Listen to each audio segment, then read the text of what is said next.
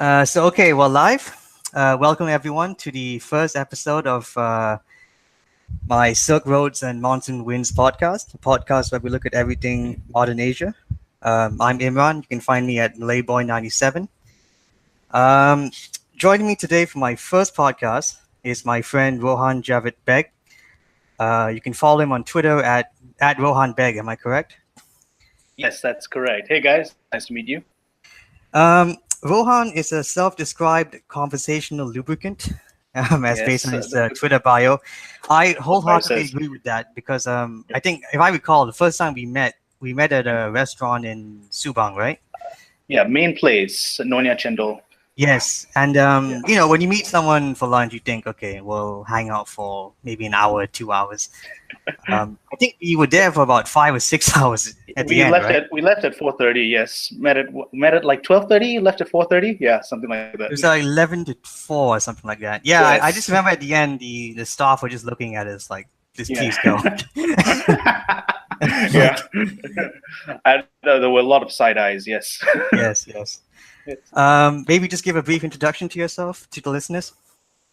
Okay, my name is Rohan Beg, and pretty much all of my interest in politics, history, doesn't have a basis in academia or professionalism. I, in fact, work at a corporate consultation firm, and I'm a freelance writer. That's it. Everything else is a purely amateur interest. Well, that's okay, because that probably describes me too. So, okay. So I decided to entitle this podcast "A New Malaysia?" ? And this looks at the recent general election we had on May 9th. For those of you listening who might not be familiar, essentially on May 9th we had a historic moment for Malaysia. A ruling coalition which had been in power since our independence in 1957 was overthrown by an opposition coalition referred to as Pakatan Harapan, which I believe means Coalition of Hope. Yes. Yes. Yes. Your Malay is probably better than mine, so. Not by a lot. I'm just saying that right now. Not by a lot. Yeah. What's weird is that this opposition was led by our former Prime Minister Mahathir Mohamad, who is now back into power in his second stint as Prime Minister at the age of 93, if I understand correctly, right? Yes, he is the oldest elected head of office ever. Wow. In the supreme irony that is Malaysian politics, the head of our first change in government in 61 years is the man who was once the godfather of that party. And he was a figure who was once the implacable enemy of our opposition, but he now rides into power at their head. Yes, and in just another weird twist that only makes sense in Malaysian politics, he allied himself with his former enemy, Anwar Ibrahim, who was his former deputy prime minister and opposition leader. Recently released from prison on, I think, corruption and sodomy charges, which at the time was referred to as politically motivated. Yes, the sodomy charges were deemed to be very politically motivated. And he allied himself with Anwar. His alliance with Anwar Ibrahim, again, speaks to the dynastic politics in Malaysia, because during the first time he was charged with sodomy, he was actually the deputy prime minister to Mahathir Mohamad. Yeah, he was a rising star, really, in the government at the time. Yes, he was a rising star. And the reason both of them, the alliance was not easy, let's just say that right now. But the reason they decided to band together was because they thought Malaysia couldn't afford, economically or politically, another tenure of BN's government. Yes. The kleptocracy and the corruption that was represented in the 1MDB scandal, most obviously, would have just brought the country down.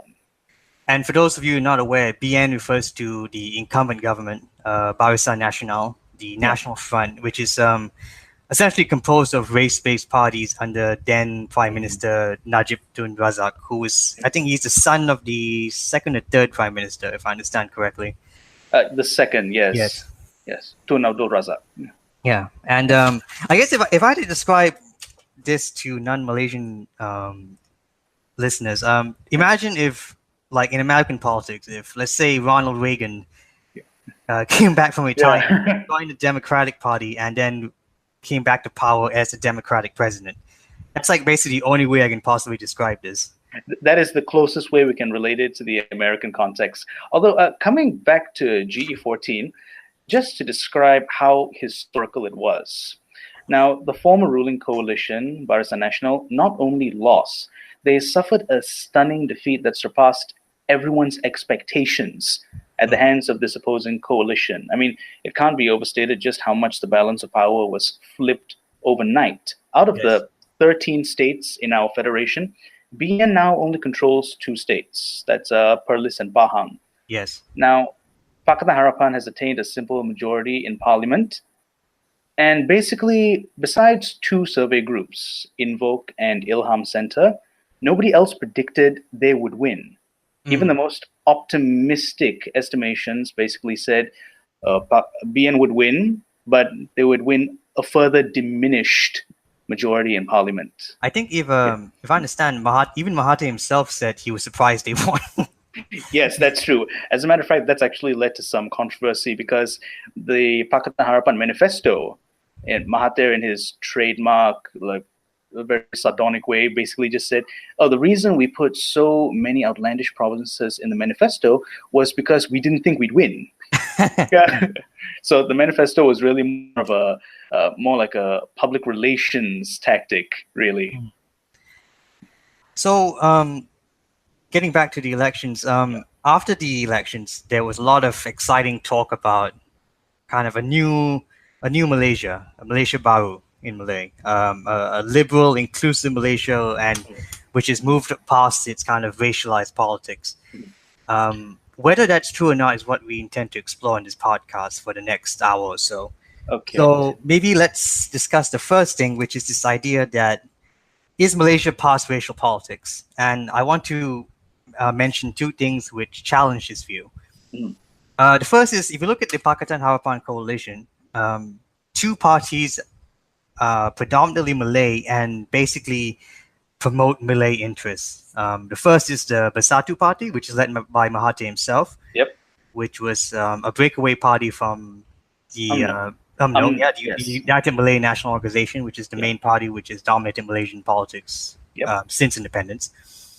And it's essentially only open to Malay or Bumiputra membership. An accurate way to sum up what Bersatu is the progressive UMNO that never was. They consist of UMNO defectors, but when they joined the Pakatan Harapan coalition, they didn't really portend to be more liberal or more progressive. Their gripe was with Najib Tun Razak and the 1MDB scandal. They refused to be complicit in the cover-up and they left. As to their politics, well, they never really claimed to be more progressive. Yes. And the second Malay party is the Amanah Party, which is essentially a breakaway from the Islamic Party of Malaysia, PAS. Yes. I guess you could consider them like more quote-unquote progressive Islamists. This may seem strange to an international audience because the term moderate seems to have taken a hit predominantly in Western audiences, something meaningless. But in Malaysia, these terms do matter. Yes. So Amanah consists mostly of defectors from PAS. Yes. They didn't appreciate how Hadi Abdul Awang, he's the current leader of PAS, they didn't appreciate how he was cozying up to UMNO. Yes. So they broke away, they formed their own party, and while they're not shall we say, hardline, they still very much are colored by Islamist impulses, but ones that are quite amicable to, shall we say, conservative national sentiments in Malaysia. Yes. And I want to go to a second point, which is this is based on statistics from the Merdeka Center, which is I think a research firm based in Malaysia. And based on an analysis of voting patterns, essentially only 25 to 30% of Malay votes actually went to Pakatan, which meant I'll go through it and let you comment on this. And so essentially, at least based on what they say, about 70% of Malay votes did not go to Pakatan, and that rather the reason Pakatan won is because the vote was split between them, UMNO, and PAS. Yes. Now, compare that to, say, 95% of Chinese votes and about 70 to 75% of Indian votes going to Pakatan. Yes. Do you think the 2 points I made somewhat challenges this notion that Malaysia is kind of in a post-racial epoch, I guess? Whether GE14 heralds a more progressive Malaysia, that really depends on who you're talking to. I mean, even though I consider myself an optimist, even I have to concede to the reality that GE14, while historical, was not a watershed moment in progressive politics. Yes. However, it does give us the opportunity to advocate for further socio-political progress more openly on more platforms than would have been previously possible. Now, we have to reckon with the fact that while BN has been ousted, the legacy it left behind in the form of 6 decades of ethnocentric rhetoric and political patronage remains intact. It's going to take a lot more than a single election to fix. Yes. Now, in my opinion, while we can gradually lend less and less credence to race-based politics, we should also swallow this bitter pill. GE14 could not have been won without Mahathir and Bersatu. Yes. They represented a kind of balm to conservative Malay anxieties over a change of government. They promised a return to the glory days of old UMNO when Mahathir was at its helm. This is during the kind of period of rapid economic growth during the 80s and 90s, right? The first Mahathir era, I guess. Yes, that was it. Now, it's also important to note that this wasn't just the glory days for Malays, but this was the glory days of Malaysia. This was when Malaysia Boleh meant something substantial. Yes. But that wasn't a time of race-neutral politics, to put it politely. I've looked over those statistics as well. Yes. It said only 25 to 30% of Malay voters cast their votes for Pakatan Harapan. Yes. The rest was split between BN and PAS.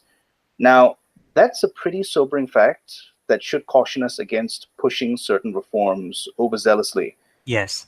It wasn't ideology, but bread and butter that tipped the scales against BN, rising costs of living. Yeah. Said that. Yes. Recognizing that our government may not even have an incentive to pursue more liberal or progressive reforms is all the more reason they should be more loudly vouched for. My greatest fear is that we misjudge just how much of the benefit of the doubt our new government deserves in unraveling BN's legacy, to the point that we don't see they are in fact simply continuing its legacy. Yes. They figure, okay, Najib was the problem, 1MDB was the problem. Now that they're gone, the system can run its course. No, to me, Najib was the symptom of a much deeper problem. The symptom that made him inevitable is what we need to focus on dismantling. Yes. So one of the ways I think we can ensure that doesn't happen is to raise the quality of discourse. So now this brings me to the issue of political discourse and free speech in Malaysia. Yeah, I think that was the second point I wanted to bring up. We've seen the government moving in positive steps in that direction. They're trying to limit the amount of political stakes in media companies that political parties can have. They've recently abolished the sedition law. And certainly, if you read Malaysian media since the election, there's certainly kind of a re-energization of discourse. Yes, very much so. These are victories. We can take them as straight up victories. There are no downsides to that. Yes. However, there is a certain obstacle that I think most people didn't see in the way. After 61 years of having the government kind of, shall we say, restrict our freedom of speech, we have forgotten how to have a proper conversation on certain hot button topics that they wouldn't allow us to talk about before. Yes. Like, while free speech isn't exactly suppressed in Malaysia as it is in Saudi Arabia, for example, you can still get locked up for slandering Islam, royalty, or even our prime minister. Now, these measures have had a hideous effect on the way we have these conversations. Yes. Like, for the longest time, political discourse in Malaysia has been overridden by a racial paradigm. Yeah. Almost everything that's debated on a national level is framed in the boundaries of a power-sharing context between the races, as in, oh, Chinese want more freedom of speech? Well, Malays, we have our rights and we deserve Sharia law as well. So it makes it seem like Malaysia is less a national identity and more a contractual stipulation that holds only as long as ultra-conservative sensitivities do. Yes. Now, greater freedom of speech is great, but it's redundant to me when the quality of the discourse is still low. Yes. So I think while advocacy groups can get a lot of things done via engagement with the grassroots, it needs to be aided by a government that breaks free of the standard conventions. Yes. And dares to openly advocate for a more liberal and progressive line in parliament, strategically, of course. Yeah, this is something that it's a bit hard for me to explain to non-Malaysians, is that you're right. We're not Saudi Arabia in the sense that there's no public discourse. There's actually quite an active and lively public discourse. Yes, there is. But we kind of have to toe this line, like kind of look over our back all the time with what we say. Yes. So it's kind of like we're kind of in this weird kind of gray zone when it comes to how we discuss very sensitive issues here. But do you think it's also like beyond this like political kind of state control discourse? Do you think there's also a cultural aspect in the sense that in Malaysian culture, and especially Malay culture, is very much based on this idea of saving face and not kind of rocking the boat? Do you think that also affects how we discuss things? Yeah, that would lead us. That leads me to another point about elitism in Malaysian politics. But before I get to that, now I just like to inform everyone that in the Malaysian context, there is almost no political leftism in the government. No, we don't have the same kind of left or right divide that you see in like the West, I suppose. Yeah. Yes, over what would classify as leftism in Malaysia would probably be perceived as moderate conservatism, let's say in the US, for example. Yes. Okay, today, I mean, in Parliament, liberalism is perceived as a kind of gateway sin that would ultimately lead to the erosion of Malay rights. Yes. So if we want to push a leftist line, it would have to be couched in the rhetoric of moderate conservatism. And I think it's important we do this because if you're just going to play the safe game, if you're just going to toe the conservative line, then UMNO or PAS can always outmaneuver you there. Yes. And after 6 decades of just maneuvering in that line of politics, it's created a top-down effect. As you say, it's had a cultural effect where race, religion, and royalty are hot-button topics that you just don't approach for fear of incarceration. And so it's kind of atrophied a lot of our ability to have an open and productive conversation about it without it descending into a circle jerk of false equivalencies. Yeah. I think there's a way kind of the way Malaysians talk about politics is that we don't kind of directly approach the topic. We kind of circle around it, if that makes sense. Vagaries, yeah, that's the word. Vagaries. We speak in a very kind of indirect way, which is interesting. But it means that its change in Malaysia is very frustratingly slow because we kind of always circle around the topic at hand. Yes, there are certain friends of mine, I would say they're kind of libertarian-minded, and they thought that if the Sedition Act was just abolished and if the government got off our backs and allow us more leeway to have these conversations, that everything would be ideal. But to that, I would disagree, because 61 years of having an overbearing government means it does have an effect on how society converses about these things.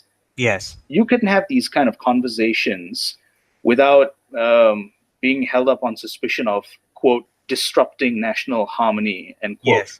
Yes. That's to say nothing of our education system, where a very state-sanctioned line of education on history and politics was the only thing that was allowed. Yes. And as I understand correctly, you've told me you're kind of a freelance writer. You've written on politics for certain media outlets here. Did you ever feel that whenever you were speaking about politics, that you yourself kind of had to self-censor, or Being a freelance writer, yeah, there were certain things we had to censor ourselves with. Yes. But there were certain outlets that allowed me to express myself, but again, only in certain terms. So as I said, we could only engage in these topics in vagaries. Yes. It's led to this interesting thing whereby you could find more enlightened discussions on social media, as paradoxical as that sounds. Yes. Because there's not really a lot of censorship going on there. So I think, we are allowed to have only a certain leeway in terms of discussion. Yes. And we're allowed to have it within a certain framed context. We're not allowed to say anything off the cuff, for example. Yeah, we can discuss controversial topics, but only within the context of a certain language, which is acceptable. Yeah. For example, if you wanted to discuss race, you would always have to end with the very boring "racism is bad." Yeah. That's it. Like, oh, we don't want the Malays to discriminate against us, and we won't discriminate against the Malays. I mean, we don't really touch on the topics of institutional racism. God forbid we discuss Article 153 in our federal constitution that enshrines Bumiputra privilege. Yes. We're not really permitted to talk about it unless you have like a really understanding editor. Yes, exactly. Yeah. So let's move on to because you've touched on this now, elitism in Malaysia. Okay. Yes. So if you look at the current government, all the focus on Mahathir, on Anwar Ibrahim, the fact that many of Mahathir's old guard, the previous people in Mahathir's government are essentially back in power. Yeah. So that possibly says that Malaysian politics, for all of our aspirations for liberalism and a modern Malaysia, is still very much controlled by elites, I guess, people with with enough wealth and or political or family connections. Yes. But let me just let me just give two quotes to challenge this. Yeah. So this is from the Free Malaysia Today. Yeah. This was written in, I think, August, when our previous Prime Minister was first arrested on corruption and abuse of power charges. And so I'll read it here. Quote, "But beyond the headlines, something more profound could be in the offing. The beginning of the end of a feudal culture that allowed the high and mighty to act with impunity. The arrest and quite possibly incarceration of a former Prime Minister, scion of a powerful family, has sent shockwaves throughout the country, especially in the rural heartland." Second quote, I'll read this from Malay Mail. This was written in October. "If there is an explanation for the dramatic success of the opposition at GE14, it lies there, in its success in taking on the state commanded by Najib's UMNO BN, not by explicit frontal political assault, but via the encircling and ultimately choking activity of civil society communication, sociability, and organizations." So do you think that do you think we're still in this kind of feudalistic, elite-driven system, or do you think that we're not paying enough homage to civil society in Malaysia? I think civil society in Malaysia has done an excellent job of chipping away at this culture of elitism. But first, I'd like to clarify by saying I would refer to elitism in the Malaysian context as feudalism straight up. Yes. Now, if you'd like an obvious example of that, look no further than Najib's recent interview with Mary and Jolie. Now, this is the Al Jazeera interview, yes? Yes, Al Jazeera 101 East. Yes. Now, or rather, look at the reactions to that interview. Now, he couldn't give a single satisfying answer to any question she asked, and he had a childish tantrum in the middle of the interview.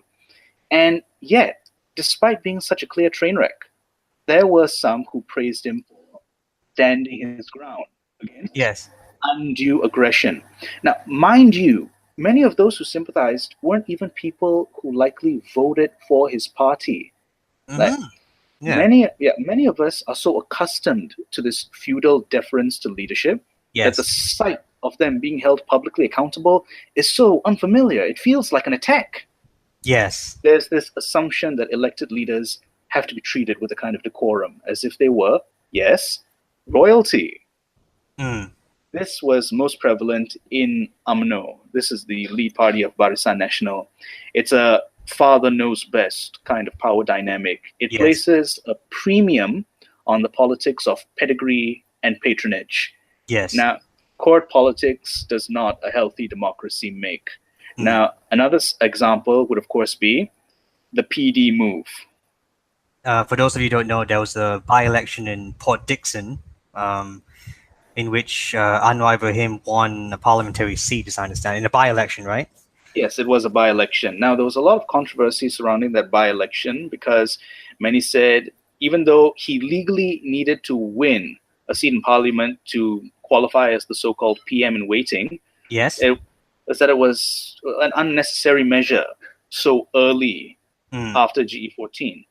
So now there's a lot of polarization as to whether the PD move constituted an act of feudalism or was simply a necessary strategic move to legally pave the way for Anwar Ibrahim to be PM. Yes. Now, in my opinion, would something like this have needed to happen? Yes, it was inevitable. Pakatan Harapan campaigned with the idea that Anwar Ibrahim would eventually be prime minister. So on that note, to be fair, we can't plead ignorance here. Yes. They openly campaigned with it, and we voted for them. Now, however, while the act itself may not have been thoroughly feudal, how Anwar comported himself seemed to be. Yes. He had this utter lack of interest in conceding, in my opinion, even an inch to the fact that his power plays were not in good faith with the ideals we think a new Malaysia should aspire to. Yes. Now, it's the kind of entitlement to power that stunts our democracy, and worse, it places a significance on personality over policy. Yes. Now, the fact that there was a lot of opposition to the PD move, actually a lot more than I anticipated, it actually shows that, yes, we are aware of the feudalism in our political culture, and we are indeed working hard to try and repeal it. Yes. Yes, that's what I think. I think after GE14, we see feudalism for what it is, and we're trying to move away from it. We're trying to see our leaders, first and foremost, as they should be, civil servants. Yeah, and whenever we discuss elitism and feudalism in Malaysian politics, it's a lot of scholars of the larger Southeast Asian region have pointed out that this is something that's very concurrent in the area. Southeast Asian scholar Michael Vatigiotis, who wrote an excellent book called Blood and Silk, I think you read it too, he pointed out that Southeast Asian politics is very much driven by powerful individuals. So rather than power being diffused in a quote-unquote modern democratic system, power being diffused across, say, political parties or institutions, it's very much concentrated in the hands of a few certain people. And what I find interesting is that, contrary to this kind of Western notion of Asian culture being very collectivist, it's actually a very weirdly hyper-individualist system. It is a very hyper-individualist system, but again, not in the Western context. Yes. It's more like a clan-based system. Yes. But it's a system of court politics, wherein if a certain bloc has accrued power and pedigree, they can pose a challenge to the incumbent. Yes. They can pose a challenge to the incumbent and use democracy as a vehicle to oust them. Yes. But that in and of itself, of course, is not an exercise of democracy. That's court politics. Yes. I mean, I guess you could argue that this is not necessarily purely a Malaysian or Southeast Asian thing. I mean, if you look at America, for example, family dynasties has always been there, right? The Clintons, the Bush families. Yes. So, I mean, one could argue that this is just something that will inevitably happen in any democratic system. There will be powerful families that will dominate. One could argue that. However, here's the difference. In the Southeast Asian context, there is indeed some kind of sentiment in which elected leaders with pedigree For example, Najib Tun Razak is the son of Tun Abdul Razak. Yes. In which pedigree is venerated. Yes. I think in the United States, pedigree is not venerated. It's treated with suspicion. It's treated with a lot of suspicion, and personally, I think that's something we should co-opt. Yes. Yes. Yeah, I think certainly we were too much in awe of our leaders. I remember even just after the election, people pointing out, like, we are allowed to criticize Mahathir. He's not infallible, So this is something that affects not just supporters of BN, but also supporters of the current Pakistan government. It's that we pay too much homage to our leaders, I guess. Due veneration for them. Yes, exactly. Do you think that because we've mentioned the power of civil society in Malaysia, and certainly it seems to me that compared to most other countries in Southeast Asia, we have a fairly strong civil society here. Yes. We have a relatively empowered civil society. Yes. Do you want to comment on that, or? Oh, okay. Now, regarding our civil society, I think they could be in lieu of state government initiatives to, for example, protect the vulnerable minorities. Yes. Civil society fills that vacuum, and they have been even before GE14. Yes. However, now I do think there is a need for the state to get involved with them. Civil society alone can't just engage the grassroots by themselves. Yes. I think the state needs to lend a helping hand there as well, more so than it's been doing and more publicly. Could you give an example maybe of where they could possibly collaborate? No real examples come. I was thinking, for example, in terms of, for example, the refugee schools. Yes. Now, as I understand it, you worked in a refugee school once, yes? Yeah, I was interning there. Okay. Civil society does the bulk of the heavy lifting when it comes to refugees, because Malaysia has refused to ratify, what treaty was it again? Sorry, this skips me. I really can't remember the top of my head. Okay, anyway, so civil society was the one that's doing the bulk of the heavy lifting in terms of their education, employment, and business opportunities. Yes. Now, it's kind of a precarious line they walk, because technically there is almost nothing distinguishing a refugee without a UNHCR card from an illegal immigrant. Yes. Yes. So I think rather than existing in that gray area, I think the state should work with civil society groups by ratifying the necessary legislation that would make their initiatives a lot smoother. I think there was a recent push to allow refugee children to attend public schooling. Am I correct? Or yes, that was the one example that escaped my mind. Yes, stateless children will now have access to national schools. Yes, that is the kind of example I was thinking about. And what I find interesting is that if you look prior to the election, there was a lot of collaboration between the opposition parties and civil societies. And many leaders of civil groups were in the opposition movement. Now with the Pakistan in power, we see these figures who are big names in the civil society now in the institutional power. So certainly, if I was in civil society in Malaysia, I would be quite excited because now they actually have a larger platform to enact change. I have mixed feelings about that, actually, because the Reformasi era, for those who don't know, Reformasi was the movement that began after Anwar Ibrahim was incarcerated. Yes. Yes, he is the de facto face of Reformasi. Now, a lot of the civil society leaders and key figures from the Reformasi era who collaborated with Pakatan Harapan are now within the PKR machinery. Yes. Now, the problem with that is, if they stick true to their ideals, that's fantastic. But they may also be absorbed into the factional infighting within PKR. Yes.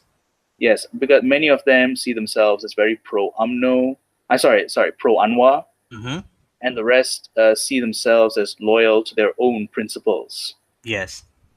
Yes. So the induction of civil society into politics is something that I greet with a certain kind of reticence.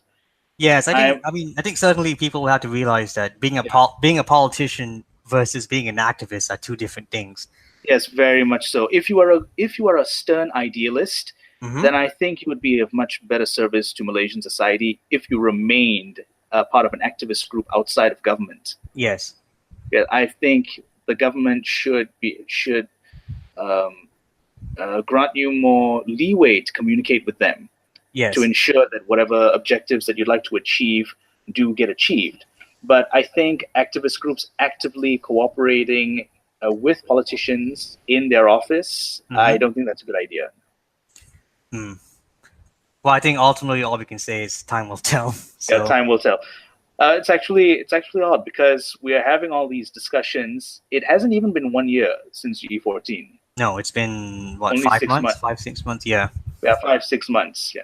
But things are moving at a really fast pace. So it's good that we're having these conversations to prepare ourselves for what's coming in the future. Yes. Now, I want to look at the recent election in a regional sense. So the external effects that this could have. So let's first look at Southeast Asia. Now, the recent Malaysian election has kind of pulled Southeast Asia in kind of simultaneous directions, both a democratic direction and an authoritarian direction. Those of you who are interested in the region would probably recall there was a recent election in Cambodia on July 29th, where the incumbent government under, I think, Prime Minister Hun Sen was returned to power, which is probably not difficult considering the fact that he banned the opposition. So, yeah. And we have upcoming elections in Indonesia and Thailand, I think, next year, and I think possibly Singapore in a couple of years. So if you look at ASEAN now, it's a very weird mix of different political systems, right? We have democracies like the Philippines, Malaysia, Myanmar. We have one-party states like Vietnam and Laos, and we have a military junta in Thailand. So do you think that the recent election could have an effect in Southeast Asia in a positive direction in terms of like a more democratic direction? In my opinion, I think that's going to have a very limited effect. Ali Salman is the head of the Institute for Democracy and Economic Affairs. Yes. He said something quite prescient. Yes. He said, I don't see any direct impact that the elections in Malaysia would have on the politics in other countries in the region, as all ASEAN countries are following their own unique historical patterns of democratic development. Yes. Now, I think he was spot on. I think GE14 could serve as an inspiration to activists and foreign civil society groups, but there is very little to make me think that it would cause some kind of domino effect, because our neighbors are subjected to their own political dynamics that may not be congruous to ours. Okay, for example, the PAP in Singapore. Yes. Now, I don't think GE14 might cause a similar rejection to their tenure in Singapore, because as I understand it, there is no widespread anger at the PAP for kleptocracy and ineffectual government. I mean, certainly the PAP has always been seen as more efficient in governance compared to the Barisan Nasional. Yes, and also the PAP has never had a 1MDB scandal. Yes. Now, their reputation for pragmatic efficiency and meritocracy has kept corruption at bay. Yes. Now, living standards may, of course, be sky high in Singapore, but the wages are fairly high as well. So corruption and living standards, those were actually the two key factors, the two determinant factors in GE14, and the PAP has a tap on both of them. Yes. So I don't think the necessary circumstances align to trigger something comparable to GE14 in Singapore. Yeah, and I think also you have to remember the fact that in Singapore, civil society in the opposition, to me at least, seems fairly tamed. Yeah, it's very nascent. Yeah, compared to say Malaysia, where it certainly seems more energetic, I suppose. It's true. That's also this is the love-hate relationship I have with Singapore. For one, their efficiency is second to none. Their focus on meritocracy is something I dearly hope we can co-opt. Yes. But they are also, as one article put it, the world's least hated authoritarian state. I think my favorite description of Singapore I ever read was what was it? It was a semi-fashion, air-conditioned neo-fascist like shopping mall or something like that. That's pretty much it. It's a neo-fascist shopping mall. Yeah. I remember there was this one anecdote you shared with me. If Singapore is Sparta, hello? Yeah. Hi. Sorry. Sorry. If Singapore is Sparta, Hong Kong is Athens. Yes. Malaysia would be Thebes, in that we really don't get the press that the other two do. Yes. Yeah, which is interesting because Malaysia and Singapore culturally were almost the same, right? Well, we used to be one country, effectively. One country, yes. I like to refer to Singapore as the New York that was expelled. Yeah. But do you think that Singapore is in many ways an inverse of Malaysia, in the sense that in Malaysia, it's a majority Malay with Malay political dominance, while in Singapore it seems the opposite. It's a Chinese majority and with Chinese and political dominance, and the Malays in, I guess, kind of a secondary position. I would say that's true. The inverse is true, but it's also quite superficial because the Malay-Muslim hegemony that exists in Malaysia has a lot of factors that Singapore does not. Mm-hmm. For example, we have to deal with Islamism. Yes. And we have to deal with the royalty of our federation. Yes. He was renowned for spearheading a system of government that was technocratic and meritocratic. Yes. So I think whatever institutional racism that Singapore has to counter, yes, it's not comparable to ours. Yeah, I think that their civil society, were it a bit more energized, could take on those challenges. Okay, Singaporeans as civil society groups, they would have, if they were more energized, would have a much easier time dismantling the institutionalized racism that does exist in Singapore than we would have, for example. Yeah. Because in Singapore, religion isn't really a factor, nor is royalty. Yes. Yes. What I find interesting is that now that Mahathir back in power, you could look at him as like kind of the last of his generation of Southeast Asian leaders, right? Like during his first stint as prime minister, there was Mahathir in Malaysia, there was Lee Kuan Yew in Singapore, there was Suharto in Indonesia, Marcos in the Philippines. He outlived them all, right? He's like the last of that generation of leaders. Yeah, that's a lesson for us. I don't think we should really mess with Mahathir. Yes, he is the last generation of leaders, but I think Mahathir and Lee Kuan Yew stood out from, say, Marcos and Suharto, because while Mahathir and Lee Kuan Yew were indeed autocrats, they were not kleptocrats. I mean, Malaysia never experienced the same kind of corruption that, say, Suharto did, or that Philippines under Marcos did. No, not at all. And neither Mahathir or Lee Kuan Yew were dictators. No. Like, they had to answer to certain political interests, and at the end of the day, elections were a viable route for change in Malaysia and Singapore. Yes. Yes. And I think Mahathir himself realizes that the age of the strongman is at an end. For example, one of the earliest reforms he did when he became prime minister was to defang the prime minister's office. So I think it's a kind of mea culpa on his end. Yeah. I see. Yeah. Now let's look at, say, Malaysia's foreign policy. Now Malaysia's foreign policy historically, I feel, has been relatively, I guess the best description would be non-aligned. We try to get along with everyone. I think we kind of recognize our inherent weakness compared to, say, our larger neighbors. For instance, but let's say there's been some shifts. So let's look at our relations with China, for example.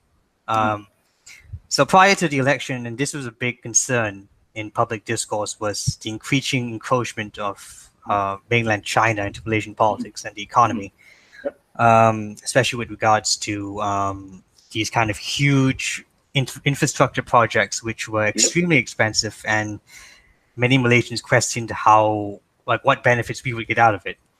Now, if you look at the recent government, we've at least suspended many of these kind of big ticket projects with Chinese state-backed companies. There was a recent incident where we released a couple of Uyghur prisoners and let them go to Turkey, which I'm sure upset Beijing. Do you think there's been a kind of a shift in our relations with China? Like, do you think Malaysia is moving in a more kind of pro-US direction, or do you think we're going to kind of still maintain our non-aligned kind of mentality? I think the term you used was, you hit the nail on the head, non-aligned. That's pretty much defined our very diplomatic approach to almost every country, especially the two superpowers we find ourselves in between, China and the United States. Now, as to whether it's, aside from Singapore, China is our largest trading partner. Bilateral trade between us is expected to exceed some $100 billion in 2018. Now, couple that with the fact that our brand of diplomacy has always involved a non-confrontational stance. And I don't think Mahathir's more assertive tone signifies any kind of fundamental change in our relationship. It simply means China shouldn't expect the easy approval for its investments in Malaysia as it did under Najib's tenure. I mean, even on the campaign prior to GE14, Mahathir had talked up this specter of Chinese encroachment onto Malaysia's sovereignty.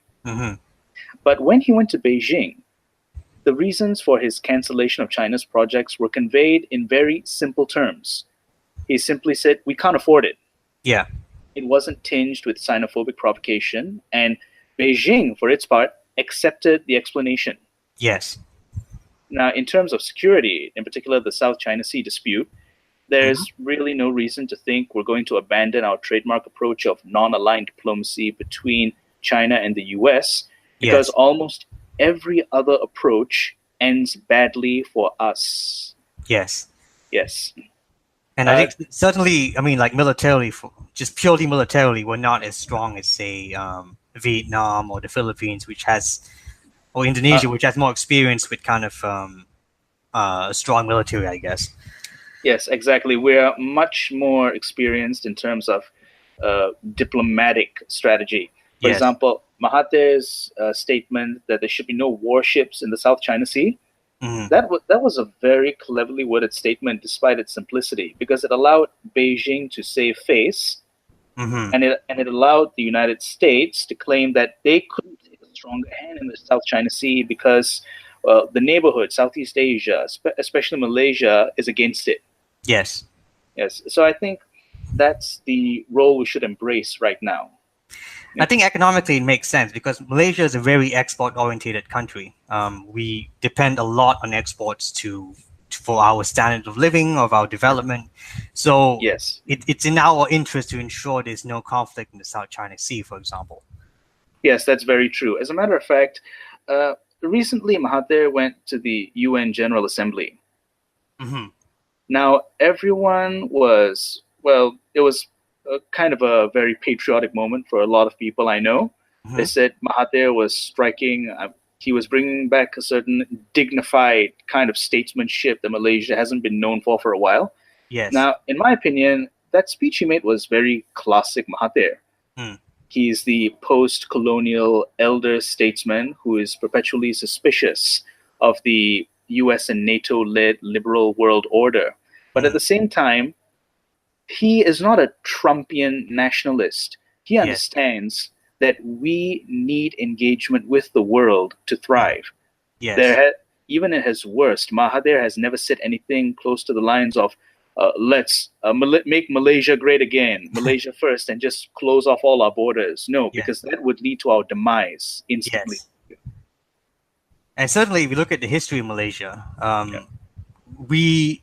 our history is very much defined by our connections with the outer world, I guess. We are, we used to be a trading entrepot. We still are a trading entrepot in many ways. Our demographics is affected by connections to other countries. The influx of Indians and Chinese during the late 19th century, the Islam came to trading connections with India and the Middle East. We've always been in many ways an open society, at least historically. Yes, it's something that's very at odds with the right-wing Malay Muslim nationalism, or the line they toe, which basically says Malaysia for Malays. I mean, in the first place, there's very little one can agree with on what constitutes a Malay. Yes, Malaysia. The word Malay is in a very kind of a nebulous term, I feel. Scholars still can't exactly pin down what is a Malay.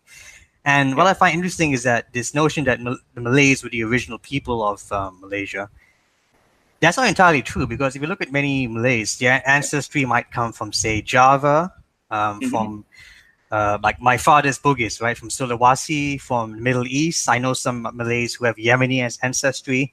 I believe you yourself said you have Pakistani ancestry. So even what constitutes a Malay is a very nebulous term, and also is based on our kind of. I think the constitutional definition of a Malay was crafted out of political necessity. Yes. It's not really an accurate description of what a Malay is. It was more to balance the post-independence power dynamics quickly. Yes.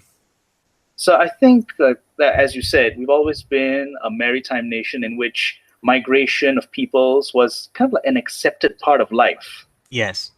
I mean, there were no hard borders that you would associate, for example, in Europe, in Southeast Asia. Yeah. If certain people, say from Java, were trying to find greener pastures elsewhere, they would just pack up on their ship and they would move, let's just say, to Malaya. Yes.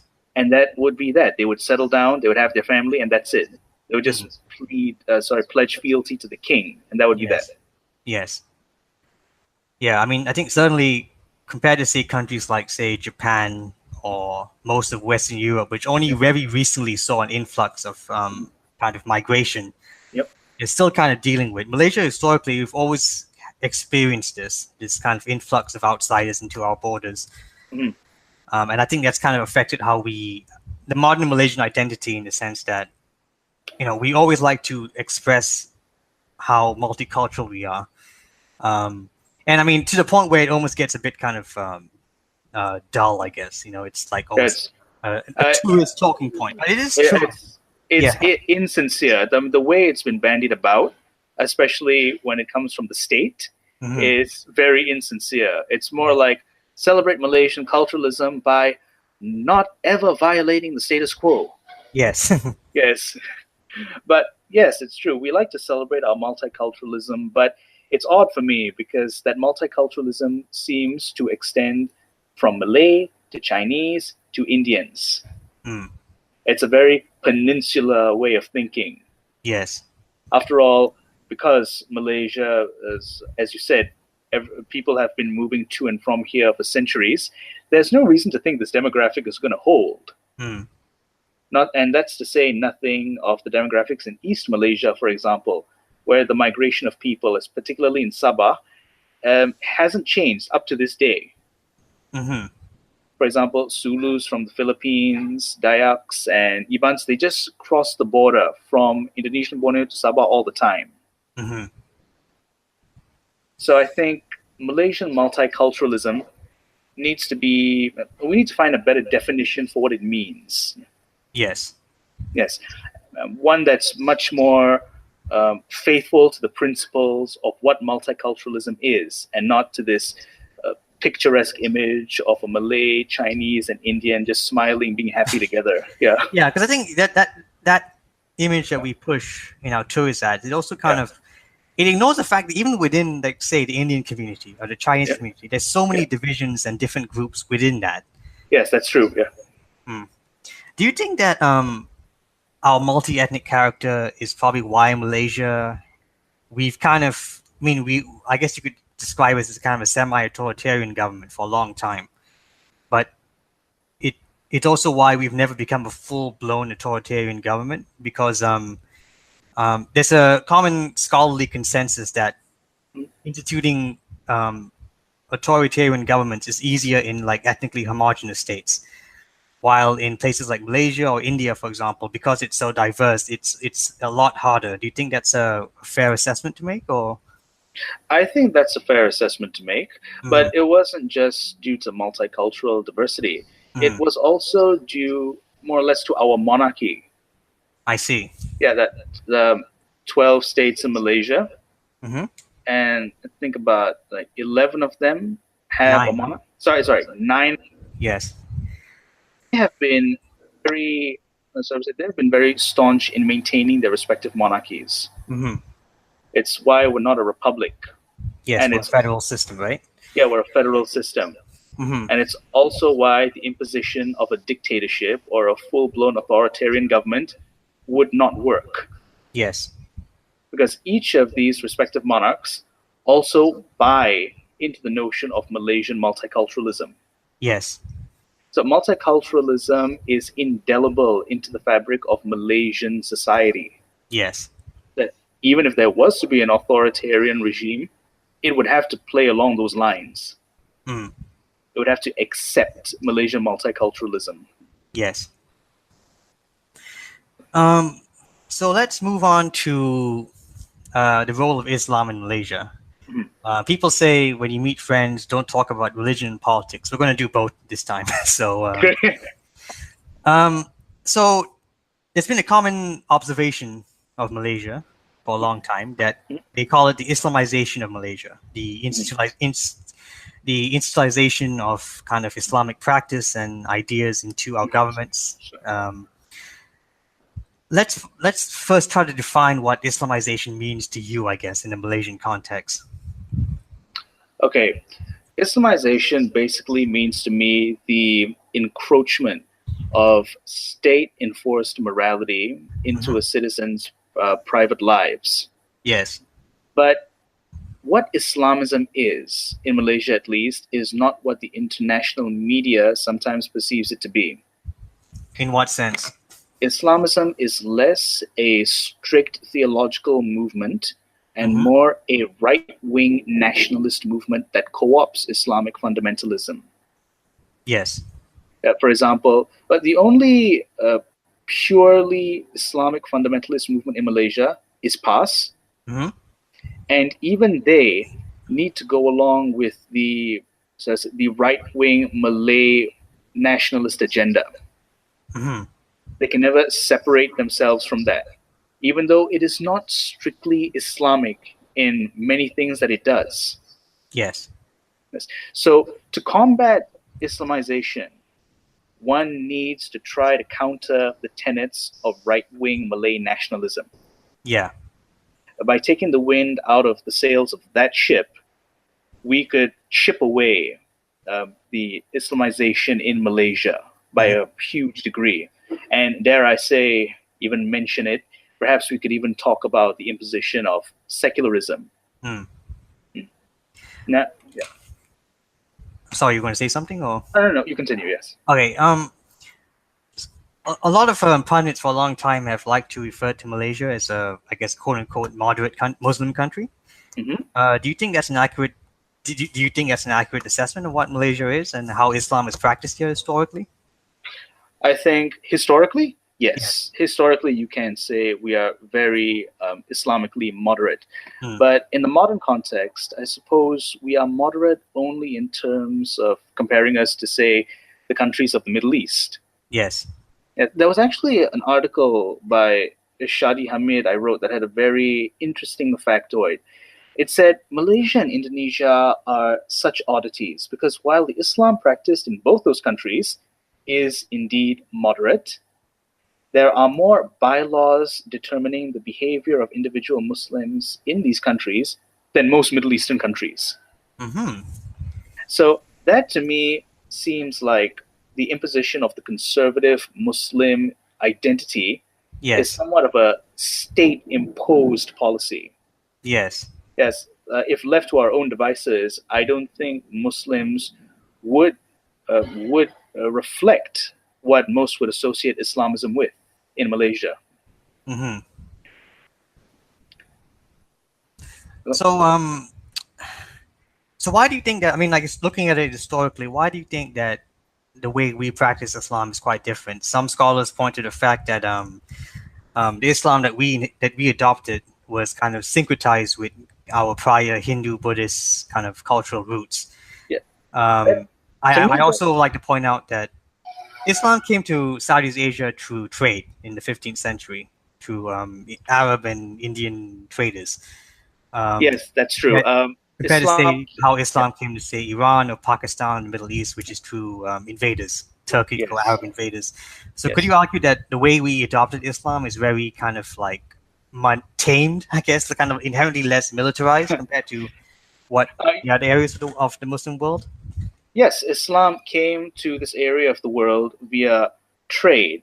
Yeah, via trade. So when merchants and preachers proselytized Islam in Malaysia, Malaysia and Indonesia and the wider region, it was more about trying to establish a kind of compromise with the existing Hindu, Buddhist, and animist communities. And when they converted, it wasn't necessarily a dramatic thing as it would have been if invaders came, for example. Yes.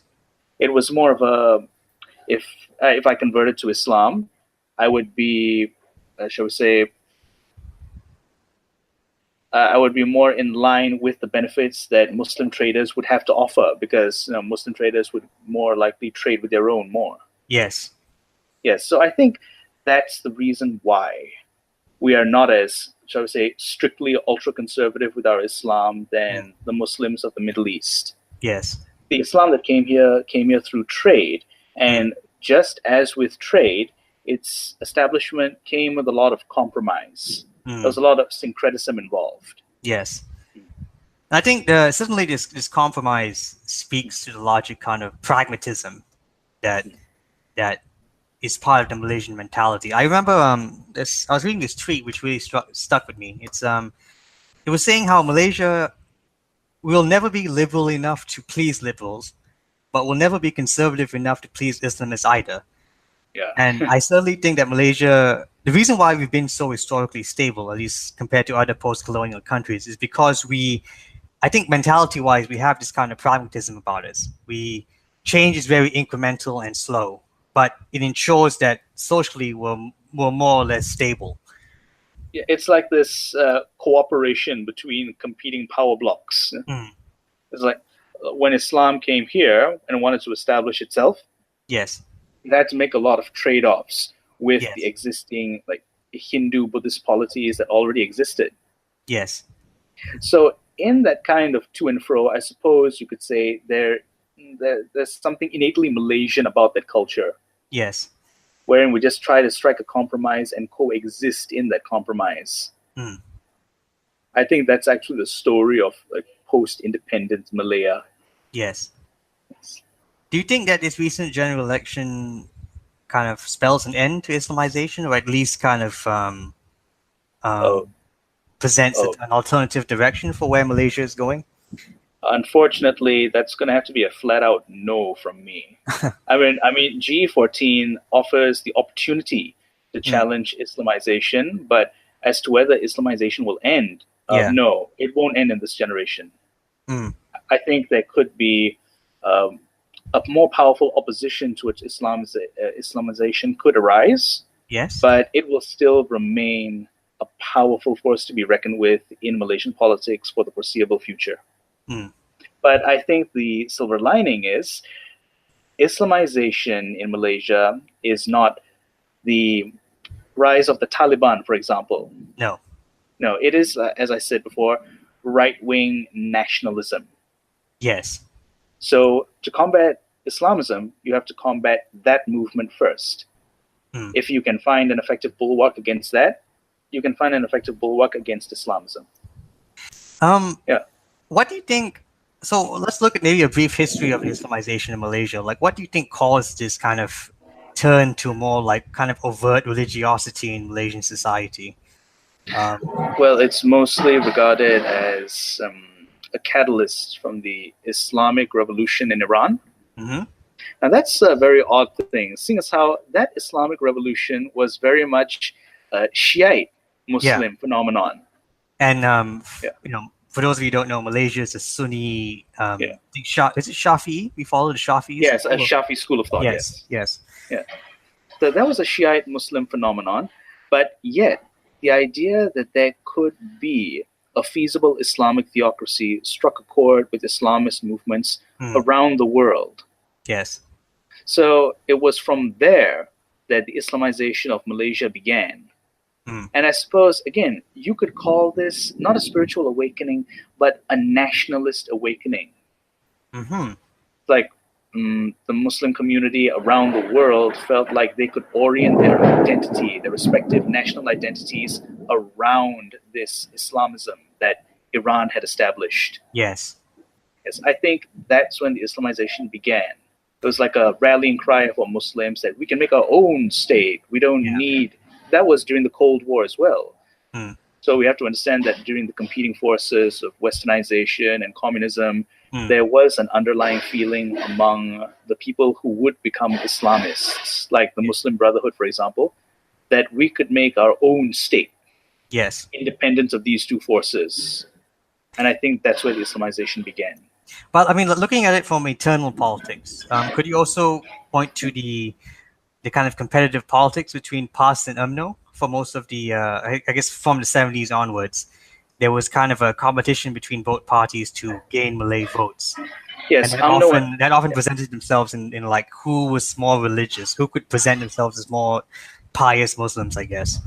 Yeah, it was a holier than thou game that UMNO and PAS had played with each other for a long time. Yes. But again, while PAS is a force to be reckoned with, it's still just a state party. Now, from my perspective, that means that the majority of Malay Muslims, conservative as they are in Malaysia, don't buy into the strict Islamism of PAS. But they would rather favor the Islamism bandied about by UMNO, the Islamism that's encouched in Malay Muslim nationalism. Yes. The one that says, Malays are Muslim, and that's how we will always be. But at the same time, we don't want a caliphate. Yeah. We just want Muslims to be in charge. Like Malay Muslims' hegemony is the pillar of Malaysia. Yes. Well, I think Michael Vatkiotis pointed to this. He said how, in many ways, is the Islamist movement or Islamization kind of phenomenon that was in part due to kind of this kind of inner Malay anxiety about kind of being possibly swallowed up by the richer and more affluent Chinese minority. Yes, and because the communism, or the fear of communism during the Malayan emergency, played a huge role in that fear as well. Yes. Yeah. Although I guess I would point out that this kind of tensions with Chinese with our Chinese minority, this isn't just alien to Malaysia. If you look across Southeast Asia, for example, Thailand, the Philippines, Indonesia, that's something that's kind of that anxiety has always kind of been across the region, I guess.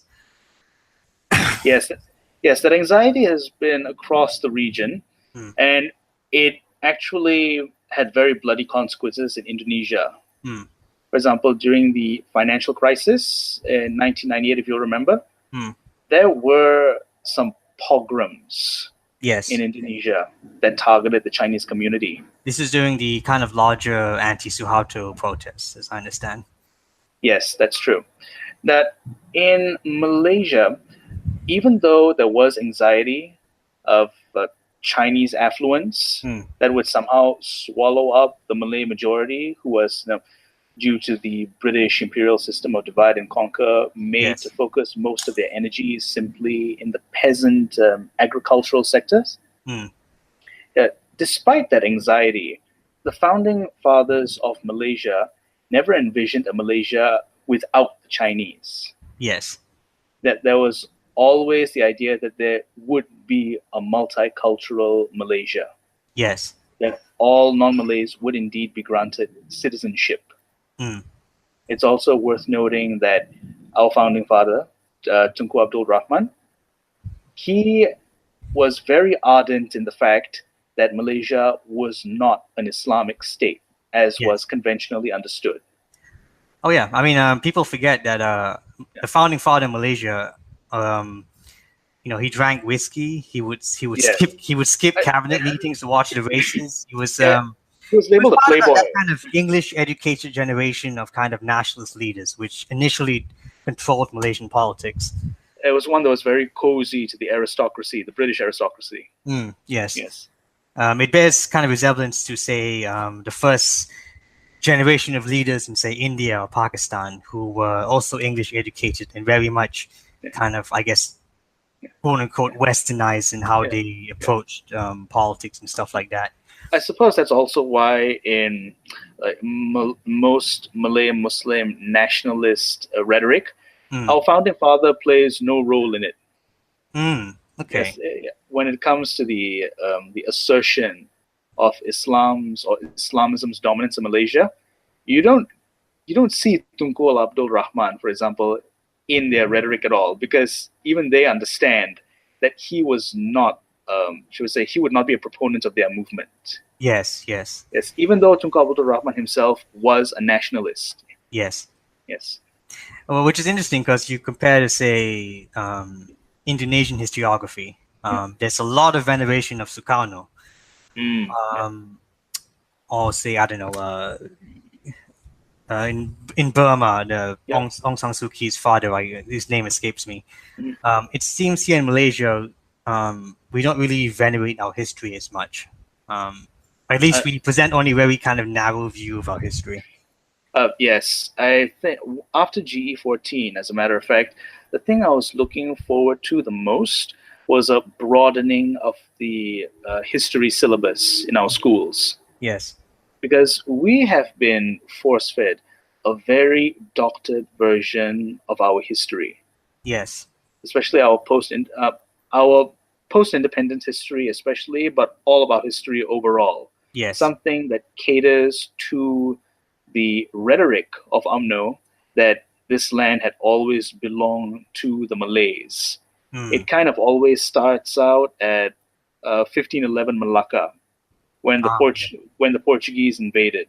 That was the first time Malaya had experienced its brush with European colonization. Yes. And from then on, we are told in our schools that it's always been Malay tolerance with the encroachment of foreigners that's kept this country safe and secure. That if we wanted to, we of course deserve our own country. Yes. So that's kind of the rhetoric they use to maintain the status quo. Yes, in our history. Yes. Yes. Kind of brushing on this idea of racial politics in Malaysia. What I find always interesting is that it's often couched as purely the Malays versus the Chinese, ignoring the fact that 10% of our population, I think, is Indian, primarily Southern Indians. What position do Indians kind of play in Malaysia's politics? Because what I find interesting is that despite being a very small group, Indians are normally we dominate, say, the legal system. Some of the most vocal activists in Malaysia are Indians. I think that probably speaks to the Indian verbosity, I guess. I'm half Indian. I'm also half Indian. Yes. Yeah. So, and anyone who's been to Indian, family gatherings will know Indians never stop talking. We're very opinionated people. It's a habit I picked up. Yes. Yes. So, I mean, what role have Indians played in Malaysian politics and especially quite recently? Because I feel like we've always been kind of ignored, I guess. Not really ignored, but like it's always between, again, the Malay versus the Chinese. And the Indians are kind of just vicariously living there, Historically, that's been the after effect of like British colonialism. Like the majority of the Southern Indian laborers, they were imported by the British to tap rubber. Yes.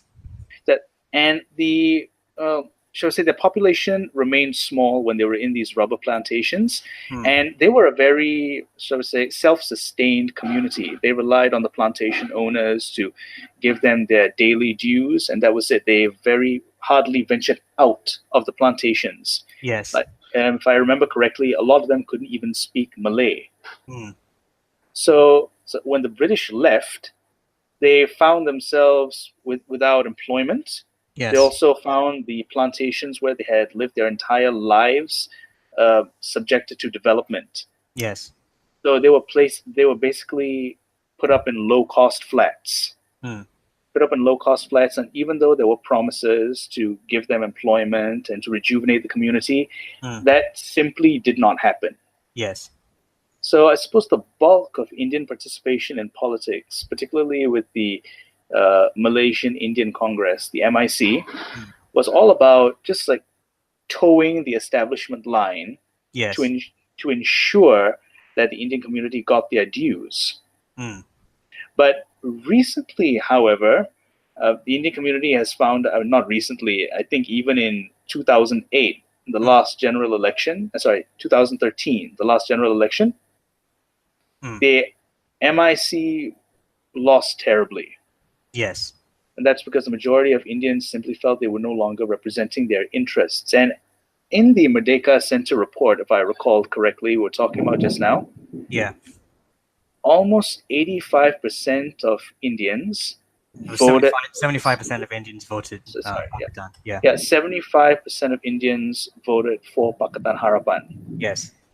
So I think it's come to a stage in the community where they realize that towing the party line no longer works, and they need to more verbosely advocate for their rights. Yes. It's always as I've read it, the Indian community's political aspirations have always been tied to another party's rhetoric. Yes. Whether it's Reformasi or whether it's Barisan Nasional's line about maintaining the status quo. Yes. There's never been a single party that just advocated for them until recently. Yes. And how about, say, because another thing that dominates Malaysian politics for a long time has been the East-West divide. So East Malaysia, which is the states of Sarawak and Sabah in Borneo, has always felt very kind of ignored in Malaysian politics. They feel they're kind of given, the short straw of it, I guess. I don't know what the term is. It escapes me right now. But certainly, they're not as developed as West Malaysia. Many East Malaysians I meet have a very strong sense of local identity. Do you think that, are we going to see a more equitable kind of balance of power post GE14, or? Yeah, I think we will see a much more equitable balance of power, because if you'll remember in post GE14, the component parties that constituted Barisan Nasional in Sarawak broke away from them. They formed their own Gagasan Parti Sarawak. Yes. Sorry, I got that wrong. It's Gabungan Parti Sarawak. Okay. So as now, there will be a so-called Borneo Bloc. Borneo Bloc in East Malaysia that advocates for Sabah and Sarawak more equitably now. Yes. Because before GE14, Sabah and Sarawak were simply regarded as fixed deposits. Yes. They were simply regarded as fixed deposits for Barisan Nasional to ensure a victory, which they would then use to simply concentrate on Peninsula, the agenda on the Peninsula. Yes. And just forgetting all about Sabah and Sarawak. Now, recently, however, Mahathir agreed that the ratification of Mahathir stated that it would be on Pakatan Harapan's agenda to accept Sabah and Article, I'm sorry, I'm not sure which, the Malaysia Agreement 1963. Okay. Now, under this agreement, Sabah and Sarawak, along with Singapore, was supposed to be inducted into our federation. Yes. However, in 1976, downgrade Sabah and Sarawak as the 12th and 13th state of Malaysia instead of equal partners. So Mahathir has tried to rectify that. Now, this coupled with the formation of parties like Gabungan Parti Sarawak. Yes. Okay, now with Mahathir pledging to ratify Malaysia Agreement 1963 and the formation of the parties like Gabungan Parti Sarawak, Yes. I think we're going to see a much more equitable relationship between the peninsula and East Malaysia. And this is especially important because I'm not sure if this was the result of Barisan Nasional's policies. Perhaps it was. We in the peninsula don't have as much kinship with our fellow Malaysians across the river as we do with ourselves in the peninsula. Yeah, we tend to see Sabah and Sarawak as only technically part of Malaysia. For example, it's very common for a lot of my Sabahan friends when they come to Malaysia and they get into an Uber, and the Uber driver strikes up a conversation and asks them, "Dari mana ini?" Yeah. And he would say, "Dari Sabah." And the driver would say, "Oh, is this your first time in Malaysia?" Yeah. So that's, I think, how most of us see Sabah and Sarawak. Yeah, I remember a Sabahan friend of mine said, so the state radio in Sabah would always, every morning they would open with, "Good morning to Malaysia and Sabah and Sarawak." It's like, and I think it's something that's fueled certain separatist sentiments in Sabah and Sarawak. I mean, they're just fed up with being neglected by the federal budget for having all these false promises of national development and then just having it be forgotten. Yes. Yeah. So I think now we can see ourselves post GE14. We could see ourselves in a new paradigm. Yes. Yes. Especially because now with Gabungan Parti Sarawak and with BN being nothing but a vestige of its former self, Bornean politics does take greater priority now in Parliament. I think certainly they can't treat it as just, votes are granted, right? Like some voting bank. They're not only no longer a voting bank, but they have more seats than BN does in Parliament now. Yes. BN only has 2 states, Perlis and Pahang. Yeah. So they are not really in any position right now to say impede Sabah and Sarawak's political advocacy in the peninsula. Yes. Then, speaking of BN, what do you see the future of BN to be? Because some people have argued that BN might decide to simply, well, I guess specifically UMNO might decide to double down and become this increasingly far-right Islamist party which only promotes Malay supremacy. However, we've seen certain figures in the UMNO party. I think Khairi Jalaluddin.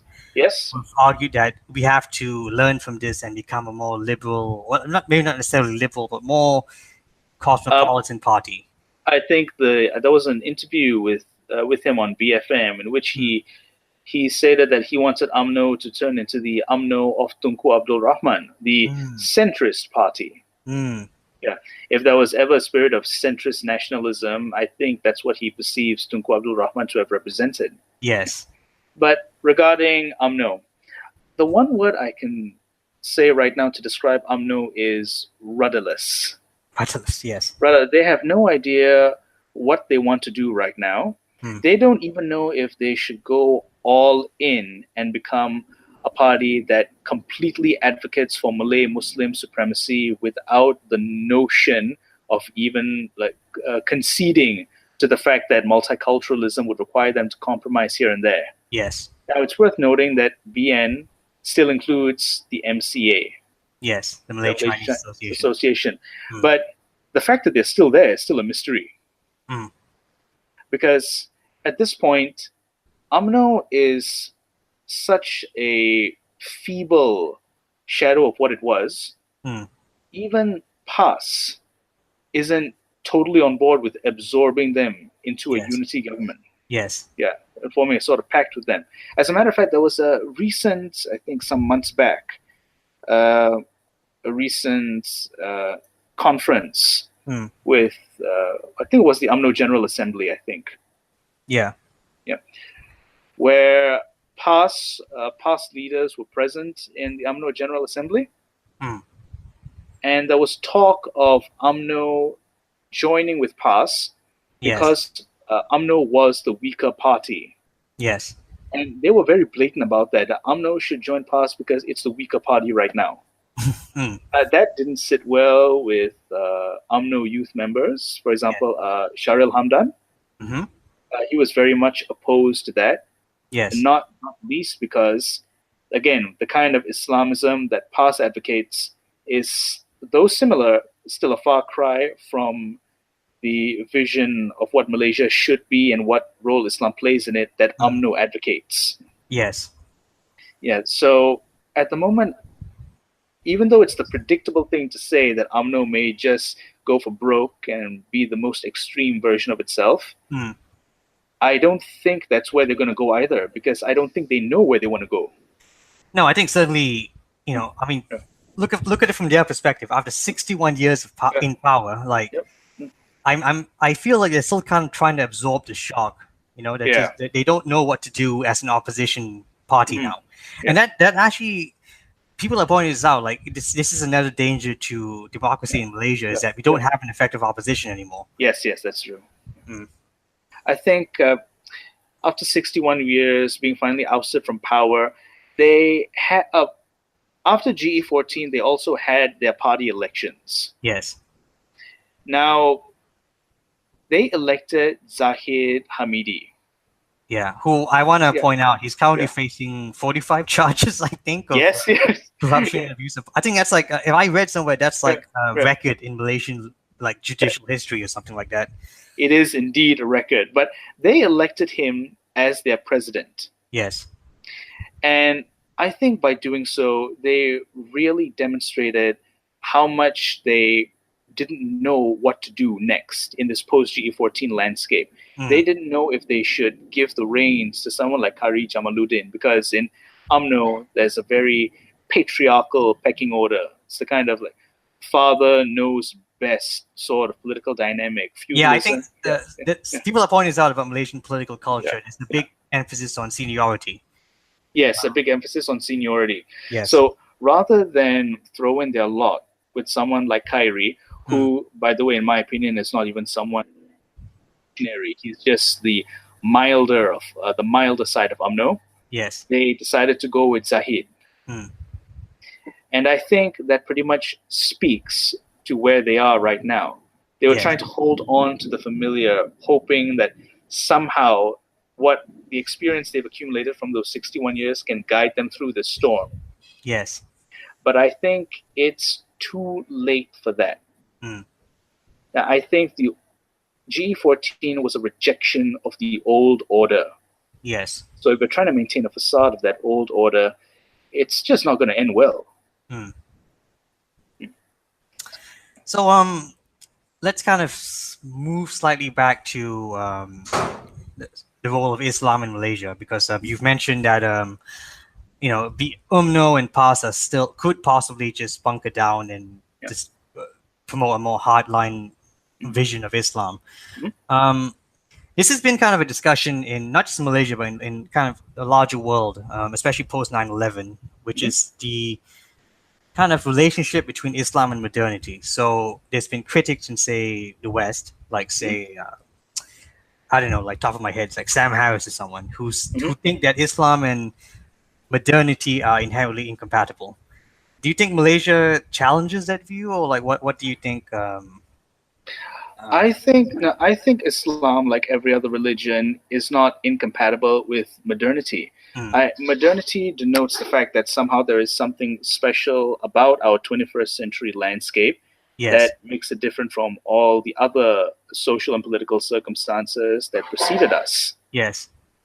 Now, I don't necessarily think that's true, because I don't think everyone is 100% a believer in any given religion. Yes. So I think the overwhelming majority of a religion's adherents will live their lives not as strict theologians, but in a kind of, shall we say, compromising worldview. Yes. Yeah, you do the best with what you can get. Yes. Yeah. But as a political system, however, I would agree that Islamism does have a hard time coping with 21st century modernity, Yes. especially when it comes to the ratification of universal human rights. Yes, there's always this, I think you've heard of the Cairo Declaration of Human Rights? Yes. Yes, it was basically this alternative interpretation of human rights that, out of deference to Orthodox Islamic tenets, Yes. it basically did not recognize mostly respect for the LGBTQ community. Yes. Yes. Yes. Now, I think that is incompatible with modernity. Islamism is. But Islam as a religion, well, I don't think it's incompatible at all. Yes. Or rather, are Muslims incompatible with modernity? Yeah, I don't think Muslims are incompatible with modernity. Islamism is, I always remember a quote by the I think American Iranian scholar Reza Aslan, and he was saying how if you want to see real change in the Muslim world, in terms of how Muslims approach their practice of their faith, you can't look at the Middle East. You have to look at countries like, say, non-Arab countries like Iran, Indonesia, Malaysia. I certainly think in the case of Malaysia, again, going back to the fact that we have a relatively empowered civil society, and we do have liberal Malay groups like say Sisters in Islam, or you mentioned Ideas, Institute of Democracy and Economic Affairs. We do have people here in Malaysia pushing for a more liberal interpretation. Yes, that's true. And also like to bring up something. There's this discussion that's been going on where people say Islam needs a reformation. And there were others who counter that by saying, no, Islam's religion is perfect. Muslims need a reformation. Yes. Now, to that, I would just say this. There is no difference. That the Quran does not speak for itself. The Hadith do not speak for itself. The interpreters speak for the religious texts. So when Muslims undergo reforms, Islam will inevitably follow. Like, for example, it's not difficult to say that Christianity is very much a force to be reckoned with in American politics, though not to the degree that Islamism is in Malaysia. Yes. However, those, shall we say, Republican proponents of Christianity, how many of them are really strict adherents of the Bible? Yeah, that's something worth thinking about there. Yeah. A lot of them are not. A lot of them have their very evangelical interpretation of Christianity, but they kind of just work with what they have. They leave out the rest. Yes. Yeah, I think that's certainly the case here in Malaysia. Like, people often point out the hypocrisies of the fact that we have, for a long time, we have the elites, the Malay elites in top who present this image of very pious Muslims. So we want to live in a very Islamist society. It's like very religious society. But then you look at most fairly wealthy middle-class Malays, they live very secular lifestyles, right? I mean, so many Malays drink, so many Malays do quote-unquote haram things, I guess. I mean, there's a disconnect between what the image they want to present to society versus the kind of their private lives. Yes, that's very true. And again, it's more about, their adherence to Islamism is more like an adherence to a political ideology. Like, yes, they know what they're supposed to do, but they also indulge in certain haram activities, but they compensate for that by saying, hey, as long as I'm an Islamist, I'm sure I could do all those things, and being an Islamist is my redemption. Now, there's also an urban-rural divide here, because that's mostly, in my experience at least, that's mostly how the urban thinking goes. Yes, like among affluent Malay Muslim elites, they believe they can get away with indulging in certain sins that their affluence brings with it by being an Islamist. Now, in the rural areas, on the other hand, being an Islamist is indeed associated with being a pious Muslim. However, paradoxically, because I also have family in the rural areas, a pious rural Muslim isn't really taken too much with race politics. Okay. Yes, just to give you an example, there's a journalist, Ahmed Eldin for AJ Plus. Yes. He recently went to Tennessee to survey Trump voters. Mm. Now, the majority of people he met were really all-American white Christians. Yes. Now, they faithfully went to church. Now, at the same time, none of them were taken by Trump's rhetoric of fear-mongering. Yes. But they were, however, they did, however, buy into the idea that he was selling that their existence was under threat. Mm-hmm. Yes. Yeah, that somehow, if they didn't vote for him, their very livelihoods would be at stake. Mm-hmm. But at the same time, Ahmed Eldin is the very portrait of the man whom Trump is fear-mongering about. Yeah. He is a young Muslim male, and he is very evidently Arab. Yes. Yeah, but at the same time, that didn't really hamper his interactions with people. Yeah. It's kind of a paradox. Yes, it doesn't make sense from an objective rhetorical standpoint, but it is true. Yes. Yeah, I think I mean, going back to what you said, this this kind of symbiotic relationship between Islam and kind of Malay nationalism in Malaysia. Because, you know, again, in proper Islamic in Islamic worldview, there's no place for nationalism. No, you know, it's a very alien concept to, I think, very traditional Muslims, I guess. Yeah, Salafi Muslims, for example, strict as they are, technically reject monarchy and they reject nationalism because technically you're only supposed to be faithful to God. Yes. So nationalism comes in second, especially if it violates that proponent. Yes. Yeah. Yeah, and it's interesting because this relationship in Malaysia, it's I always wonder, like, where does, say, non-Malay Muslims fit into this? Like, you see a lot of fear mongering among traditional Malays, right, against like Bangladeshi migrants or refugees. Most of whom are like maybe Rohingya refugees. Yeah. So it's like they're Muslims, but they're not Malays. You know what I mean? Like they're kind of in this weird gray zone. Yeah, it's very analogous to, shall I say, Malay nationalist support for the Palestinians. Yeah, it's very convenient, of course, and I do support the Palestinian cause, but it's a far-off conflict. Yes. Yeah, it's far-off conflict in which we don't feel the repercussions. Now, the Rohingya crisis, for example, we do very much feel the ramifications because Rohingya refugees come to Malaysia. Yes. Now, when they come to Malaysia, suddenly all those notions of Islamic solidarity bandied about by Malay nationalists just evaporates. It evaporates against the anxiety of having to share employment opportunities with Rohingya refugees. It goes up against the anxiety of seeing more foreigners in what's supposed to be a Malay-ruled land. Yeah. Yeah.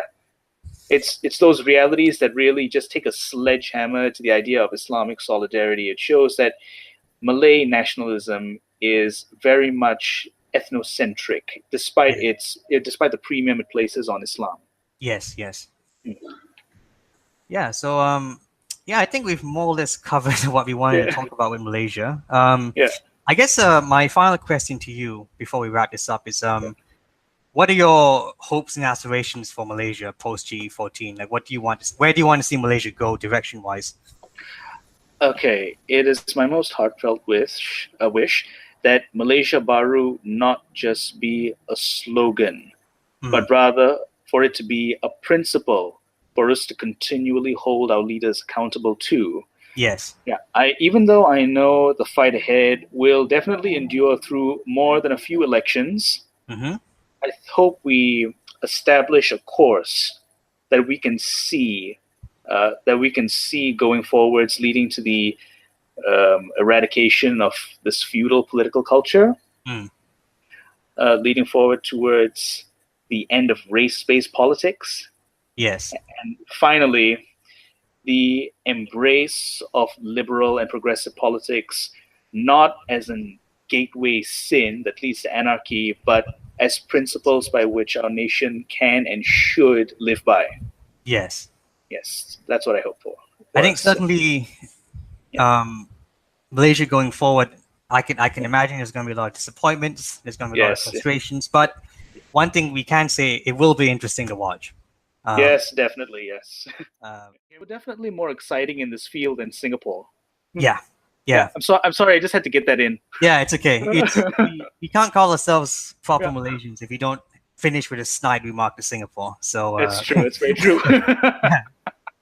Well, I think that's the end of our episode for today. Thank you for joining me. That's very kind of you. Thank you for having me, Imran. All right. Well, have a good day, folks.